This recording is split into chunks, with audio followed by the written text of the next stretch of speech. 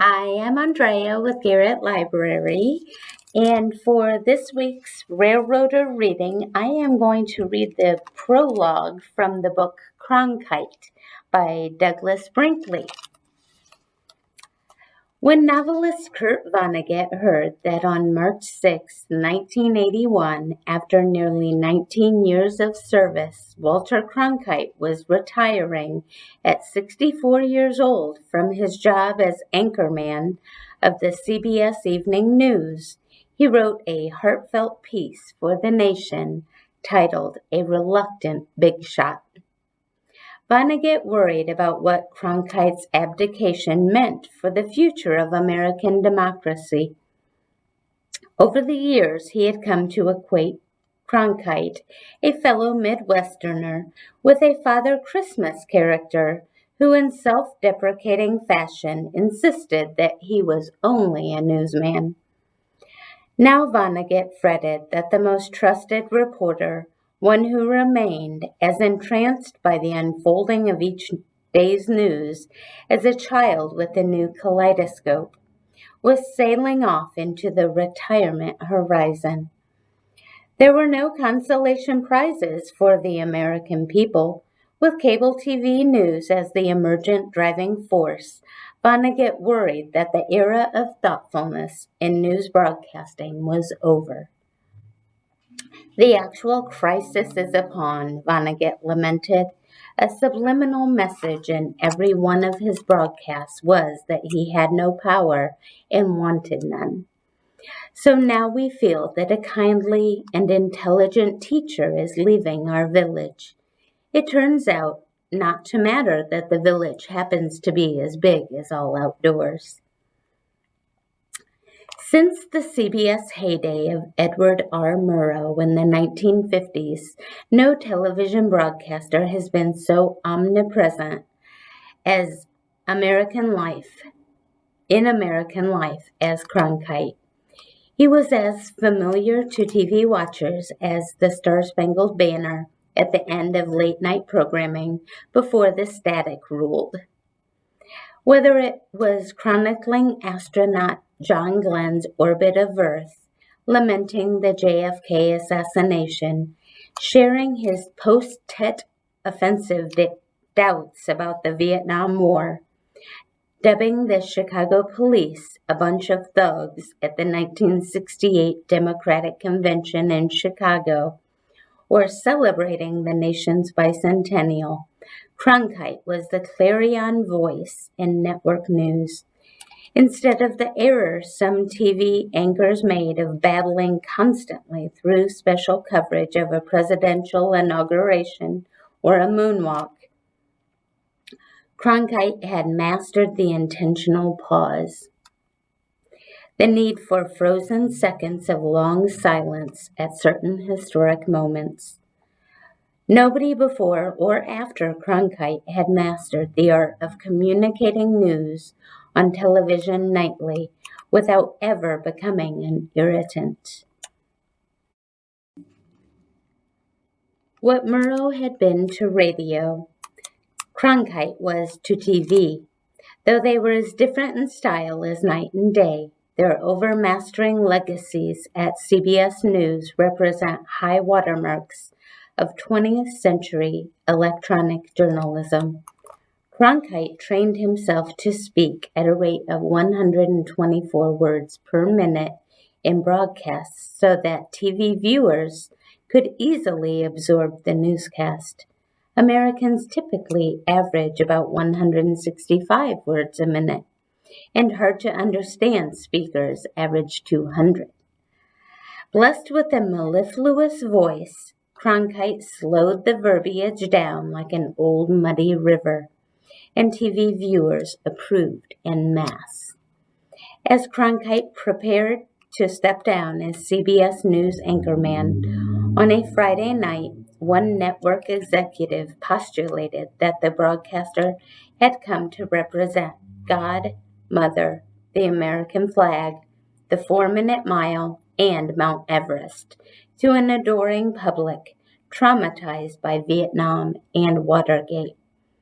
Every physical feature of Cronkite told the same story, from the same glacial blue of his receptive eyes to the perfect grooming of his Walt Disney-like mustache.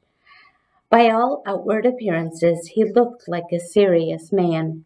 His French cuff shirts, many bearing the monogram WLC for Walter Leland Cronkite, were always starched.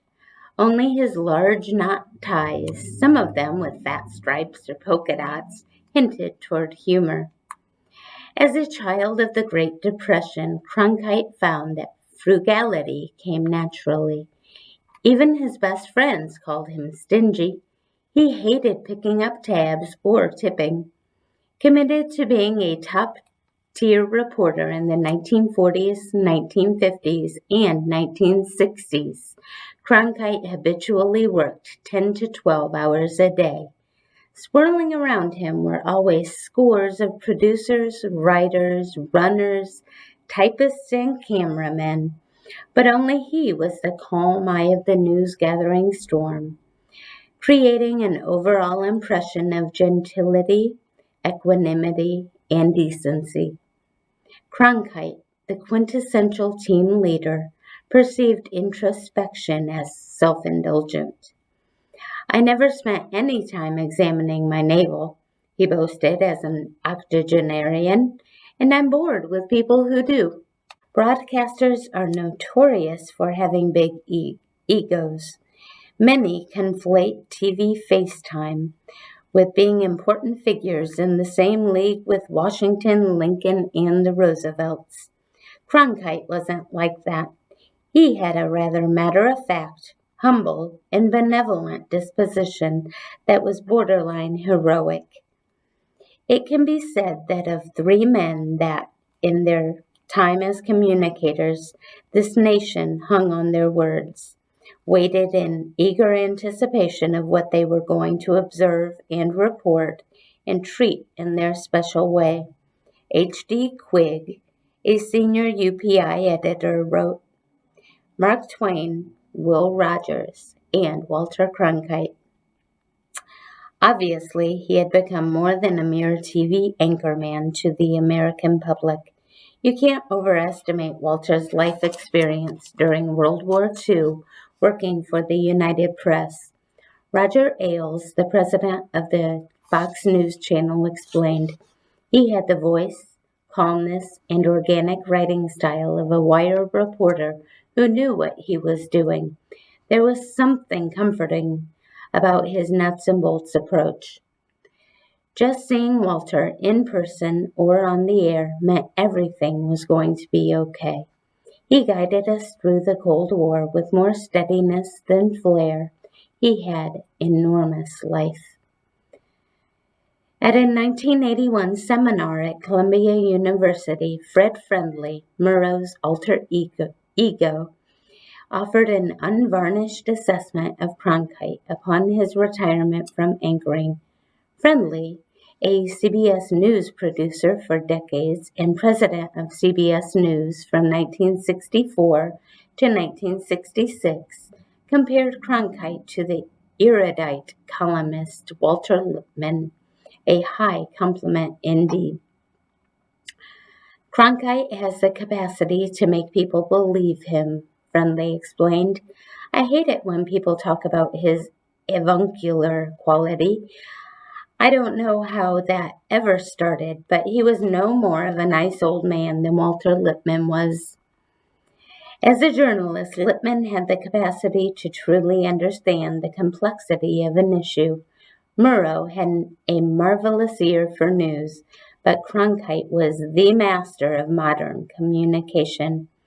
His act in this regard has yet to be surpassed.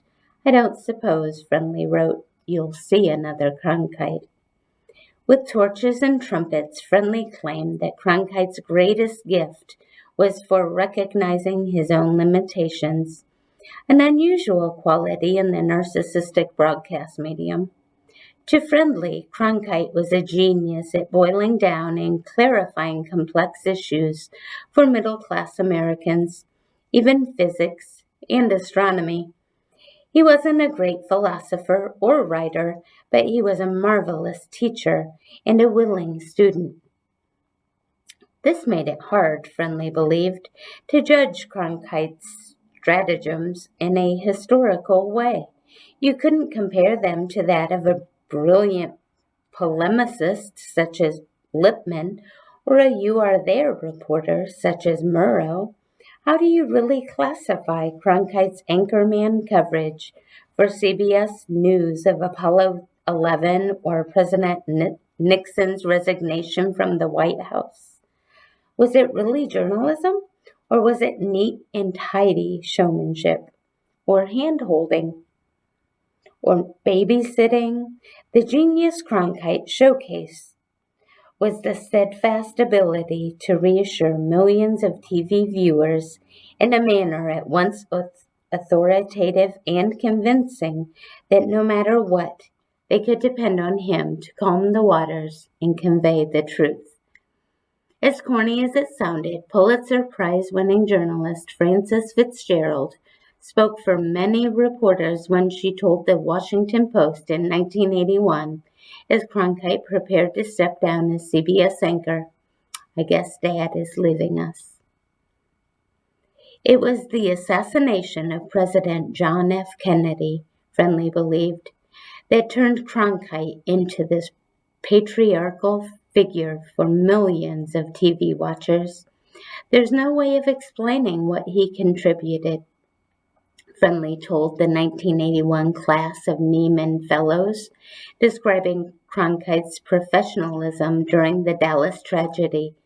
In many countries during 4 such traumatic days, there would have been revolution. Television, which stayed on the air for 4 days straight, played a role. All the things that were wrong in that billion-dollar penny arcade paid off in those 4 days. And that's the tragedy of television. At its best, it is so very good. But television can make so much money doing its worst that it can't afford to be its best. On March 3, 1981, just 3 days before Cronkite ceded the CBS News spot to Dan Rather, President Reagan sat down with the broadcast legend for an hour-long exclusive interview from the White House. Reagan had been a bona fide fan ever since Cronkite took over the anchor chair in 1962. The cordiality between the two was self-evident. Cronkite started out by asking Reagan about the Middle East, the Soviet Union, and the struggling economy. Toward the end of the interview, Reagan, in a reversal, became the kind-hearted inquirer. "I know you must be having a little nostalgia," he suddenly interjected with a smile. "The many presidents that you've covered in this very room." "Indeed so, sir," Cronkite replied. "I was counting back. It's 8 presidents. It's been a remarkable period in our history." And then Reagan said with genuine warmth, "Well, may I express my appreciation? You've always been a pro." The avalanche of press stories marking Cronkite's high-profile retirement that month was mind-boggling. Newsweek put Cronkite on the cover in a large box screen surrounded by the dwarfed faces of Dan Rather, John Chancellor, and Frank Reynolds. The banner read, "After Cronkite."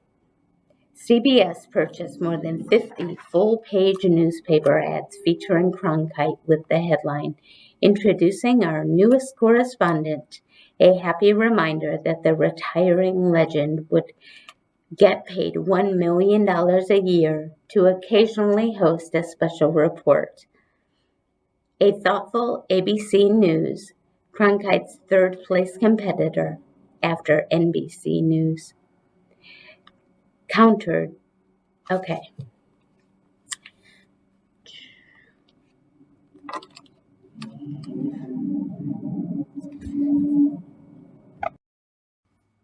The avalanche of press stories marking Cronkite's high-profile retirement that month was mind-boggling. Newsweek put Cronkite on the cover, in a large box screen surrounded by the dwarfed faces of Dan Rather, John Chancellor, and Frank Reynolds. The banner read, "After Cronkite." CBS purchased more than 50 full-page newspaper ads featuring Cronkite with the headline, "Introducing our newest correspondent," a happy reminder that the retiring legend would get paid $1 million a year to occasionally host a special report. A thoughtful ABC News, Cronkite's third-place competitor after NBC News, countered with a full-page advertisement in the New York Times in tribute to his broadcast career. Other newspapers likewise printed their own "Thank You, Walter" ads before he went into eclipse. From coast to coast, Cronkite's goodbye broadcast was billed as if it were Game 7 in the World Series must-watch TV. Accolades, telegrams, and special awards came pouring in full force from so many quarters that Cronkite, with amiable amusement, hired a special secretary for 2 weeks to manage the deluge of mail.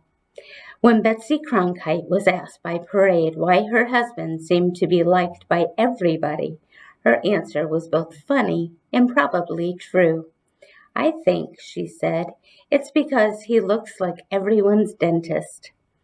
Both his father and grandfather were dentists, you know.